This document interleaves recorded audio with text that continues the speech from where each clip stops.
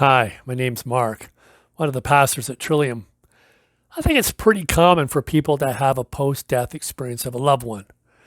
In fact, I read somewhere that about 50% of all Canadians report having some kind of post death experience of a recently departed loved one. It could come as a vision, a sign, a powerful dream, a sense of presence. My wife's friend reported to me when her mother died that she had this palpable sense of her mother's presence, and she saw the indentation at nighttime when she went to bed of her mother sitting on her bed. She could see the indentation in the mattress. And of course, that freaked her out. She was a retired police officer. She was a fairly rational, scientific person. It didn't really make sense with her worldview. And this is common. And it's common throughout the whole West. And scientifically shaped rationalistic West, still 50% of people in many countries, in Europe, in the United States, Canada, Australia, around the world, report having post-death experiences of loved ones. And if you go to other parts of the world, like to Asia, Africa, South America, the percentages are much higher than 50%. And if you go back into the ancient world, people commonly had post-death experiences of loved ones. It was so common, it wasn't even really noteworthy. It was a given. The fact that the disciples have a post-death experience of Jesus is not in itself particularly noteworthy. Of course they would. Why wouldn't they? Of course they'd have some kind of vision or dream about him, or perhaps a sense of his presence, a sign of some type. That's a given. But that's not what the gospel writers report in their writings in the Bible. They report something quite different from my wife's friend's experience, or what's commonly reported by Canadians to pollsters.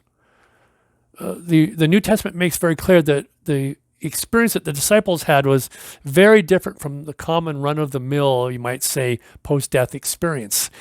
They see and experience Jesus standing again right in front of them. It's an extraordinary experience that totally transforms their lives and transforms the world's history too. The New Testament uses this word resurrection to describe Jesus' return, his coming back, his standing again before the disciples.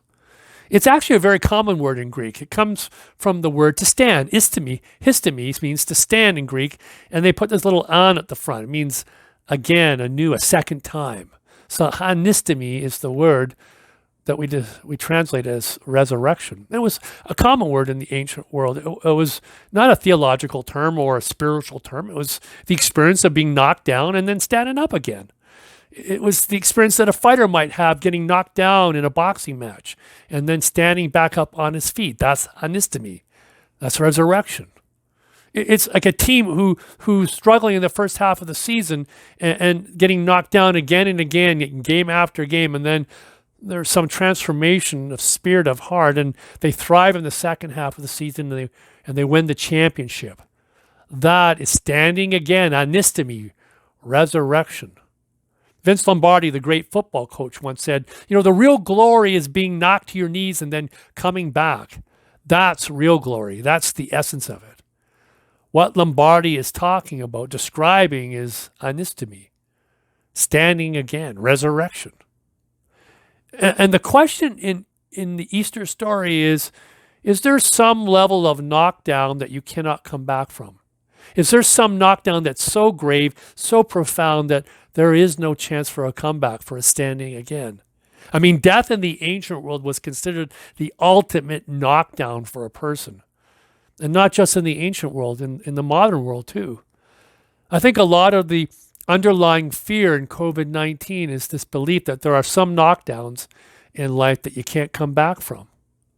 I think the despair or the disillusionment, the fear, the envy in our hearts is at its core a belief that there are knockdowns that happen in life that we can't stand up again from.